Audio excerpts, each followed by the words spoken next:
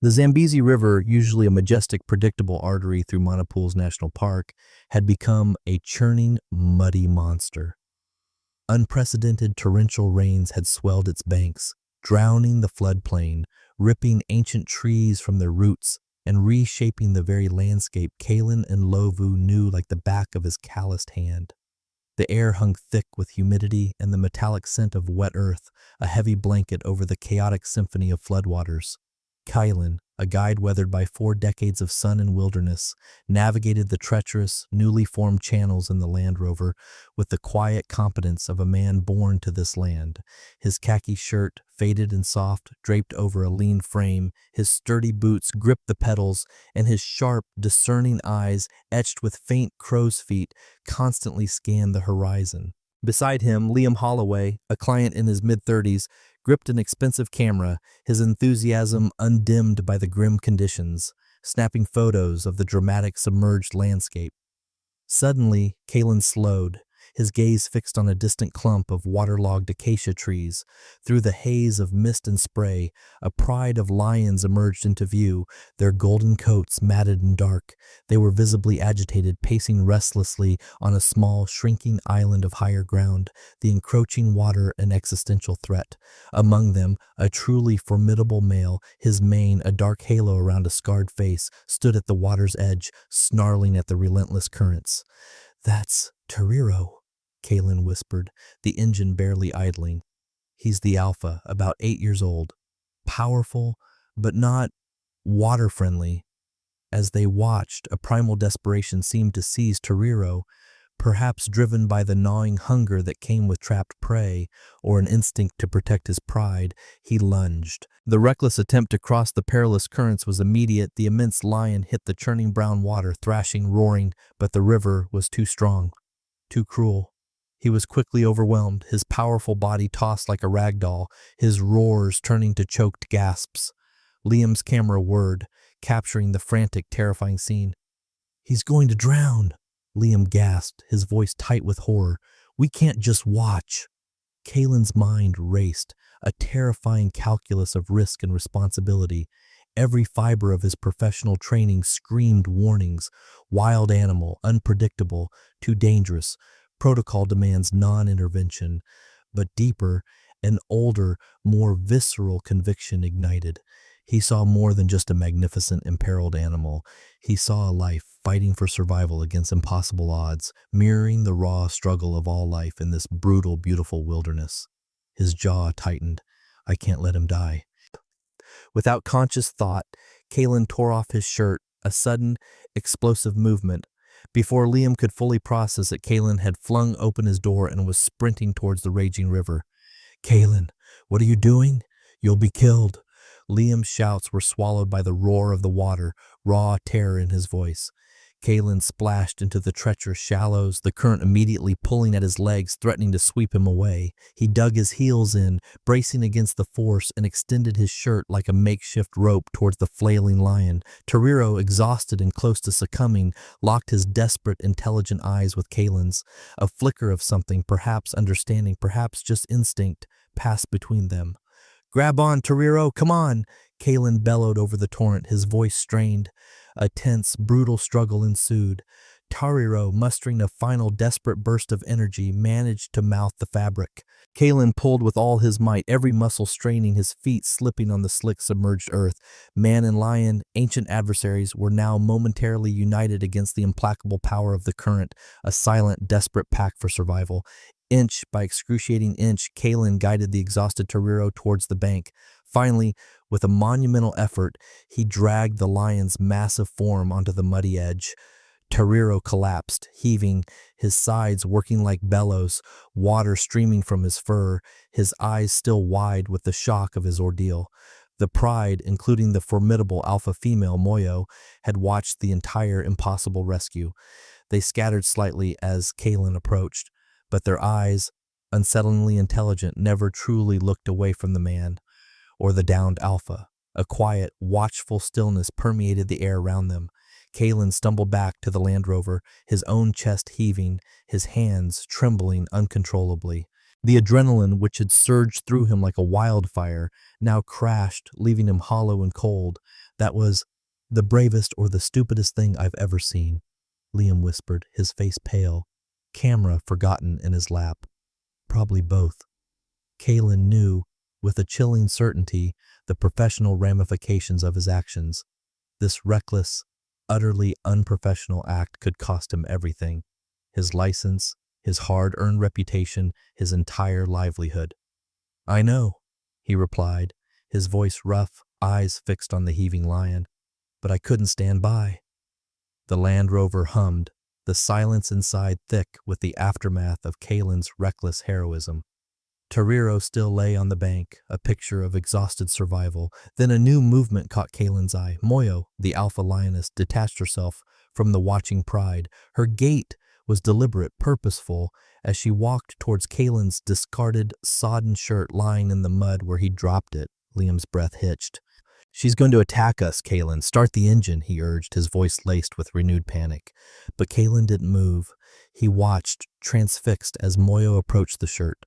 Instead of tearing it to shreds or marking it, she carefully, almost delicately, picked up the wet fabric in her jaws.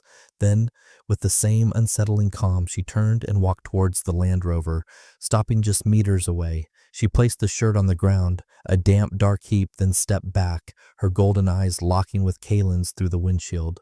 It wasn't aggression nor curiosity. It was something profound, an unspoken connection passing between predator and rescuer, a moment outside the bounds of natural law. Liam, utterly incredulous, breathed, She returned your shirt." Before Kaylin could fully process the inexplicable exchange, his sharp eyes caught another desperate sight. In the tall, waterlogged grass beyond Moyo, a young lioness struggled, nudging at something limp beside her. "Wait," Kaylin said, his hand already reaching for the binoculars. "Something's not right." Through the lenses, the grim reality sharpened. A tiny, soaking wet cub lay unresponsive, its fur matted and dull. "She has a cub, Liam. It's hypothermic." The words felt heavy, another impossible crisis unfolding before them. Liam's warnings came instantly. "You can't, Kaylin. It's suicide. Approaching a lioness with her cub, you'll be torn apart." And he was right. Every instinct, every rule, every shard of professional wisdom screamed at Kaylin to stay put. Yet, the image of that small, shivering life, juxtaposed with Moyo's earlier, impossible gesture, stirred something irrepressible within him. A desperate idea sparked. Kaylin rummaged in his emergency kit, retrieving a shimmering silver space blanket. "I'm not going to them," he explained, his eyes fixed on Moyo, who still watched them, unmoving. "But maybe she can take it." He nodded towards the alpha female. He placed the crinkling blanket carefully on the Land Rover's hood, securing one corner under the wiper blade. "It might save the cub from hypothermia," he murmured, more to himself than Liam. It was a long shot, a gamble on a phenomenon he couldn't explain. Tense minutes crawled by. The distressed mother licked her unresponsive cub with frantic desperation. Moyo remained at a distance, her attention divided between the mother and the gleaming object on the Land Rover. "This won't work," Liam sighed, the hope draining from his voice. Then Moyo moved. She rose again, her movements cautious, deliberate, but her gaze was fixed on the silver square. "My God," Liam whispered, his eyes wide. "She's coming back for it." Moyo approached the vehicle, her powerful head tilted. With an almost astonishing gentleness, she extracted the blanket from beneath the wiper blade using her teeth. She paused, the shimmering fabric draped from her jaws, and met Kaylin's gaze once more. Another silent, profound exchange, a confirmation of an unspoken understanding. Then, without hesitation, Moyo carried the blanket directly to the mother lioness and the cub. What happened next defied every known law of the wild. To their astonishment, the cub's mother, after a moment of wary inspection, nudged her offspring onto the shimmering blanket. It was as if she understood its purpose, a shield against the encroaching cold. Liam, his expensive camera whirring again, struggled for words. "This defies everything known about wild lion behavior," he marveled, his voice hushed with awe. But as Kaylin watched the cub, a flicker of unease, a cold premonition stirred within him. Through the binoculars, a faint, unusual metallic sheen caught the light on the cub's wet fur. And as a gust of wind shifted, a strange, almost chemical odor, acrid and foreign, wafted faintly from the cub's location. "What is that smell?" Kaylin muttered, his brow furrowing. It was barely perceptible, easily dismissed, yet it clung to his senses. Liam, still engrossed in documenting the unprecedented behavior, urged, "We need to report this. The way they acted, Kalen. It's incredible." Kalen agreed, nodding vaguely, but his mind was no longer on the miraculous cooperation. It was on the metallic sheen, the faint, disturbing odor, a secret detail that suddenly overshadowed everything else, demanding to be buried for now, away from official scrutiny, especially after his own protocol breaches. Sleep offered no solace to Kalen. His mind replayed the impossible ballet of man and beast, Toriro's thrashing, Moyo's uncanny return of his shirt, the shared glances, the desperate cub. But it was the faint metallic sheen on the cub's fur and the lingering chemical odor near its prone form that truly gnawed at him, a dissonant note in the wild symphony. Before dawn, Kalen stepped onto the rough-hewn veranda of his cabin, the humid air cool on his skin. He planned to report to Chief Ranger McConey to face the music for his brazen protocol violations. But the report would need more than just his confession. It would need to contain the unbelievable. A subtle movement at the camp perimeter caught his eye, not the usual darting of impala or the lumbering walk of an elephant. These were shadows, powerful and golden, coalescing into familiar forms under the faint glow of the security lights. Toriro and the entire pride. They had tracked them, followed the Land Rover for over 7 kilometers through the treacherous, flood-muddied night. "Impossible," Kalen whispered, frozen, a chill racing down his spine that had nothing to do with the pre-dawn air. Moyo, the alpha lioness, detached from the silent group. In her mouth, the dirty, crinkled space blanket, a glint of silver under the artificial light. She walked deliberately towards the perimeter fence, her eyes gleaming, fixed on Kalen. She dropped the blanket, a silent offering, then met his gaze again. Behind Kalen, Liam appeared, equally stunned, rubbing sleep from his eyes. "They returned it," he breathed, his voice a disbelieving whisper. The scientific implications were staggering. This wasn't coincidence. It was deliberate, intelligent communication, an act of gratitude utterly unprecedented. Kalen knew this transcended routine ranger protocols. This was something that demanded the attention of experts. He retrieved his satellite phone, his fingers flying. "Imani," he corrected himself, the name of Dr. Imani Nkosi, a leading lion behavior researcher, already on his lips. "It's Kalen. I need you here immediately. I'm witnessing something that will change everything." While he waited for Dr. Nkosi's arrival, a knot of unease tightened in Kalen's gut. Driven by the lingering metallic scent and sheen, he revisited the original rescue site and the cub's location. The floodwaters had receded slightly, revealing more distinct traces of the unusual residue. Now dried on the grass blades, it shimmered faintly, a subtle, unnatural gleam. Using the small field kit he always carried, Kalen carefully took samples. The initial analysis revealed the residue wasn't just metallic, it contained odd biological markers, components not typical of a natural environment. It was almost like a synthetic pheromone or a chemical irritant, subtly designed to influence. "This is not natural," he muttered, disturbed, the implications unsettling. He remembered Toriro's uncharacteristic recklessness in the raging flood, the desperate leap that could have been suicide, and the cub's prolonged exposure, its hypothermic state. Could this residue, this unknown substance, have disoriented them, pushed Toriro to make a fatal choice, or made the cub unusually susceptible? Kalen's unease deepened, transforming into a cold dread. Why hadn't the park rangers, with their regular patrols, spotted this? Or had they, and chosen to ignore it, perhaps even covered it up?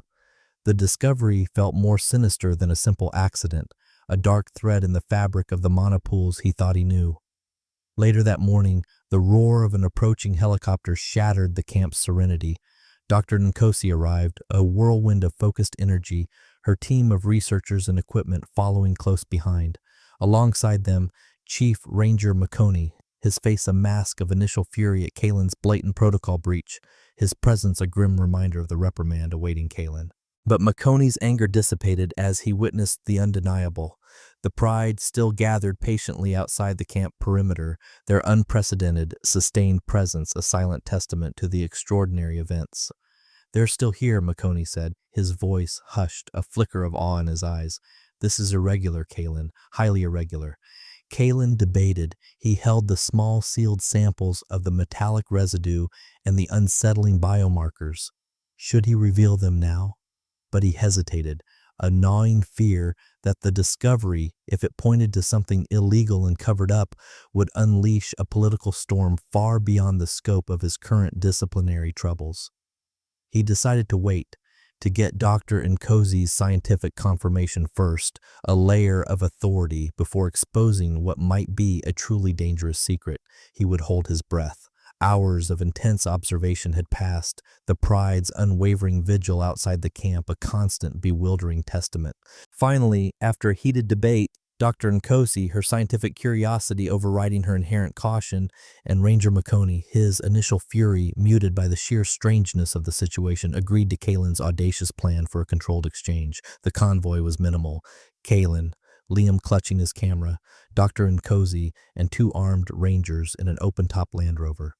The engine idled softly as they approached the Pride, stopping a cautious 20 meters away. Kalen stood, the new, crinkling space blanket held aloft, a gleaming silver beacon in the afternoon sun. The lions watched, every fiber of their beings coiled, an intense, almost human awareness in their golden eyes. Then Moyo moved. The alpha lioness rose, the soiled space blanket still held gently in her mouth. She walked directly towards the vehicle, her massive form moving with an unnerving grace, stopping just 5 meters away. The 2 rangers, their faces grim, subtly raised their rifles, their safeties off. "Hold your positions," Dr. Nkosi whispered, her voice taut with a mixture of fear and mesmerized awe. Moyo deposited the dirty blanket on the ground, a ceremonial gesture. Then she backed away a few paces and sat, maintaining an unwavering eye contact with Kalen, waiting. "She's waiting for you to accept it," Dr. Nkosi breathed, the wonder in her voice palpable.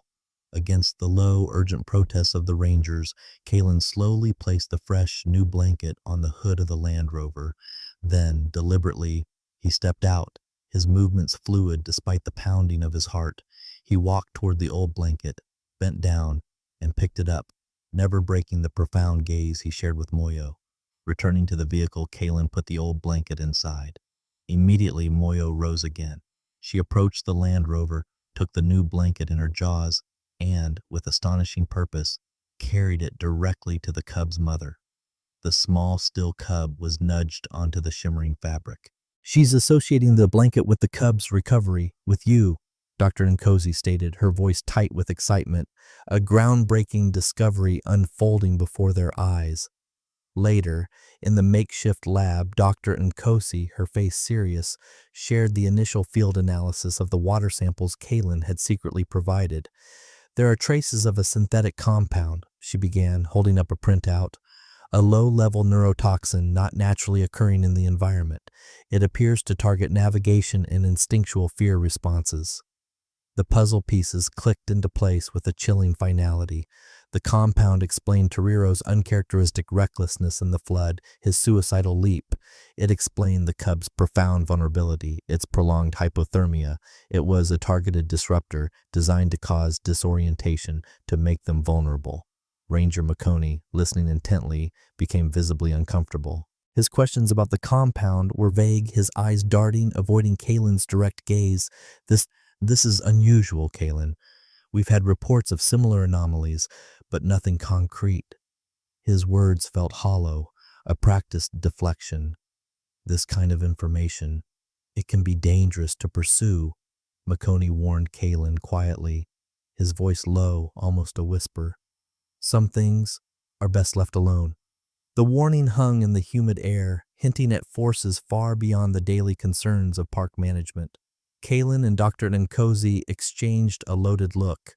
The extraordinary, unprecedented behavior of the lions was undeniable, but the cold, undeniable truth of the chemical traces, coupled with McConey's evasiveness and veiled warnings, pointed to a far more dangerous human conspiracy, a sophisticated animal disruption designed for illegal purposes with what felt like official knowledge or even complicity. This wasn't just simple poaching or a one-off accident. The presence of such a sophisticated, targeted chemical suggested high-level involvement, perhaps corporate, perhaps even governmental. The stakes had just escalated dramatically. If you're gripped by this unfolding mystery, remember to hit that like button, share this video with fellow truth seekers, and subscribe to stay tuned, because the story of monopools is about to take a shocking, life-threatening turn, plunging Kalen and his allies into immediate, terrifying danger. After 3 more days of patient observation, the blanket pride vanished as mysteriously as they had appeared, melting back into the vast wilderness. They left behind not just a collection of stunning photographs and unprecedented field notes, but a scientific anomaly that would challenge zoological understanding for decades. Dr. Nkosi immediately began the painstaking work of preparing her groundbreaking paper, knowing the wider scientific community would greet her findings with initial skepticism, perhaps even outright disbelief. But the extraordinary lion behavior was only one thread in a rapidly tightening noose. Kalen and Dr. Nkosi, with Liam's dedicated help, began to secretly pursue the chemical angle. Back in Dr. Nkosi's mobile lab, the initial field analysis was painstakingly confirmed. The compound was indeed a synthetic neuroinhibitor, a sophisticated agent specifically designed to disrupt animal senses, disorientation, and even instinctual fear responses. This meant the chemical was no accident. It was likely dispersed deliberately, a calculated act to create confusion, making the park's majestic animals easier targets for illegal activities. This wasn't just simple poaching, it was something far more insidious. Their next step was to pinpoint the source. Using a combination of geological survey maps and the recent weather patterns, they meticulously traced the flood's path upstream, looking for potential dispersal points. The search was arduous, covering vast, often impassable terrain. It led them to a secluded, rarely patrolled section of the park, an area far from any known tourist routes or ranger patrols. There, nestled in a hidden clearing, they found it. Traces of recent clandestine activity were everywhere: unusual equipment, specialized drone parts unlike any Kalen had seen, and discarded chemical containers marked with cryptic, unfamiliar symbols.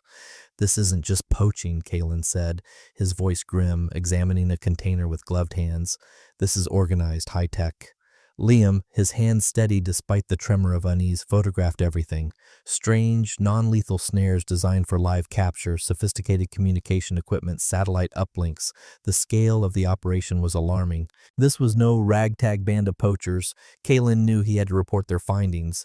He sought out Ranger McConey, laying out the evidence, the chemical analysis, the photos. McConey's response was chilling. He seemed strangely reluctant, citing jurisdictional issues and lack of resources. His eyes darted, his posture hunched. Kalen suspected a deliberate cover-up, a complicity that ran deeper than he dared to imagine. "This is beyond my pay grade, Kalen," McConey told him, his voice low, a genuine tremor of fear betraying him. As they left the site, a subtle glint caught Kalen's eye against the dense green canopy. High above, almost imperceptible, a drone, unlike any park drone he knew, silently observed them. A cold dread seeped into his bones. They were being watched. "We've been made," he whispered to Liam and Dr. Nkosi, his voice barely audible above the engine.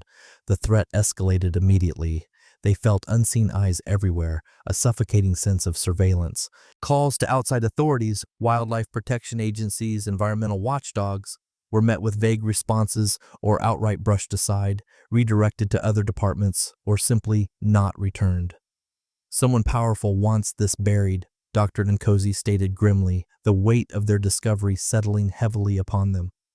Kalen, Nkosi, and Liam, now bound by shared knowledge and escalating danger, realized they were entirely on their own. They faced a dangerous, well-funded adversary, an enemy determined to protect their secrets at any cost.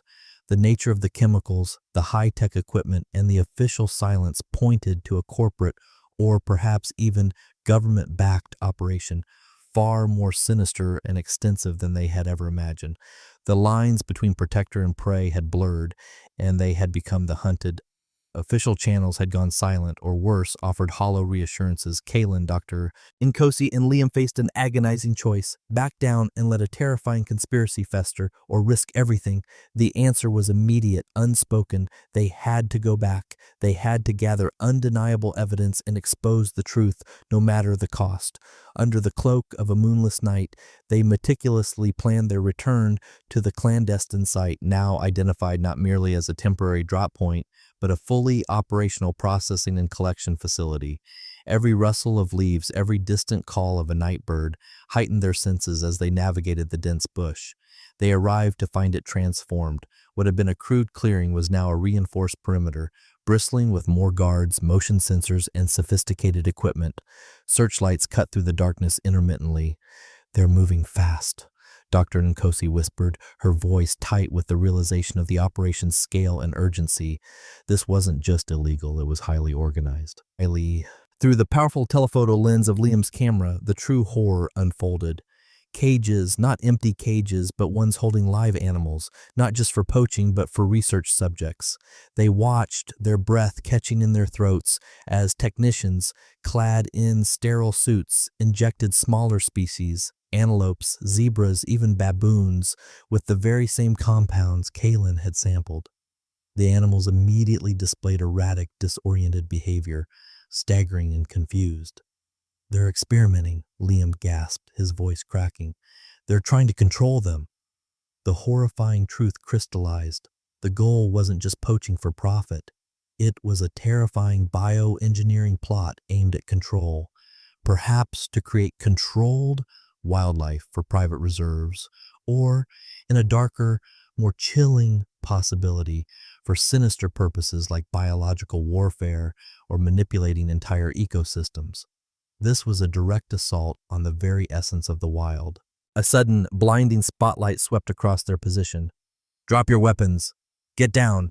a gruff voice commanded from the shadows, amplified by a loudspeaker. They had been spotted. Armed guards, equipped with advanced weaponry, moved in, their forms menacing in the harsh light. This was it. Just as the guards converged, a low, guttural growl reverberated through the night, a sound that shook the very ground. Tariro emerged from the dense bush, a silent, powerful phantom, followed by Moyo and the entire Blanket Pride. They appeared as if conjured from the darkness, their eyes gleaming, unblinking. The lions, with an uncanny, almost strategic coordination, positioned themselves. Tariro and Moyo moved to form a living barrier between Kalen's group and the armed adversaries. Moyo let out a deafening roar, a sound of ancient power, echoing across the clearing, asserting dominance in a language far older than man's. The guards, unnerved by the unprecedented intelligent behavior of the wild lions, hesitated. Their advanced weapons felt useless against this impossible primal force. It was an impossible standoff, man versus man, with intelligent beasts choosing a side, an alliance forged in the crucible of rescue and respect. In the ensuing chaos, with the guards momentarily disoriented by the lion's unexpected intervention, Kalen acted. He frantically transmitted Liam's photographic evidence and Dr. Nkosi's chemical data via satellite phone to international wildlife organizations and a trusted investigative journalist, knowing it would ignite an international scandal. Under the cover of the lion's menacing presence, they scrambled back into the darkness. They escaped, but not without scars. The facility, thanks to their transmitted evidence, was eventually raided, revealing the full, horrifying extent of a powerful corporation's unethical bioexperimentation, funded by shell companies and protected by corrupt officials. Kalen, Dr. Nkosi, and Liam became central figures in the expose, their story sparking global outrage and a renewed focus on wildlife protection. The Blanket Pride became a potent symbol of the wild's unexpected intelligence and resilience, challenging humanity's preconceived notions of dominance. The true conspiracy, they realized, wasn't just illegal poaching for profit. It was a terrifying effort to control nature through unethical science, with vast implications for global ecosystems and the very definition of wildness.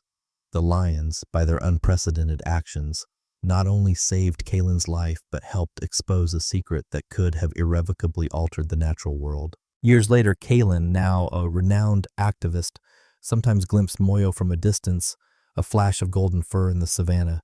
Their eyes would meet, a silent connection enduring, a testament to a world far more complex and dangerous, yet also more wondrous than humanity ever truly understood.